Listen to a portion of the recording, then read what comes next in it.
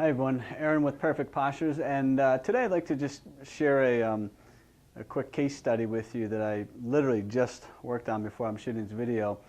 Really interesting. It ties right into a lot of the things that I teach with my certification process, and also just find it very interesting how the body compensates for something else going on in another part of the body. So I had this gentleman come in. He's been having left low back pain with referred pain down into his hamstring, kind of almost his IT band as well, down into the peroneal region, which is the outside of your shin, and sometimes into the calf. It's been going on for, he said, just over a month now, and he runs, jogs every day, about 4 to 5 miles, but he hasn't been able to do it for the past month because of the pain, and his calf got so tight when he was running that it just wasn't worth doing anymore.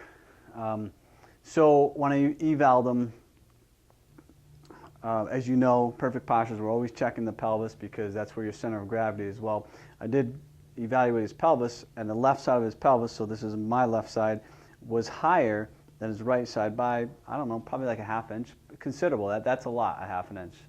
And then the key thing for him, two things really that he was able to identify. It was hard for him to identify the elevation just because it's hard for people to realize that unless I'm really pushing and having him look in the mirror. But the two key things were first, his left foot was really turned out like this.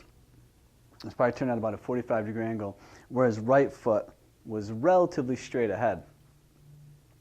The other thing, I had him look down at his chest, and his torso was completely turned this way. So he had what we call a left to right rotation. That's in a transverse plane.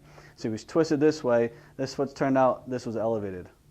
So right away, I pointed out his foot position. He's like, oh God, I never noticed that before, other than in the past when he was hiking in the snow. He said, yeah, I always noticed my left foot turned out. That was the only time I ever really noticed that though. So I showed him on the skeleton, if the left side's higher, that there's going to be more compression in that left low back, and basically on the right side there's going to be a little bit more opening up. So compressed left, right side's opening. And just explain to him, you know, how the nerves can get affected that way, but also how from a fascial standpoint or from a soft tissue standpoint, meaning muscle, tendons and so on, that if this is higher and you take this point and you look past your knee, well, if those are your 2 points up here and down here, and this side's higher, well, when you take those 2 points and you pull them away from each other, there's going to be more tension, of course, right, because it's already stretched. So I took him through the corrective exercises today. I developed a whole series that I'll show you. I'm going to show you just a couple exercises that we did that were really effective.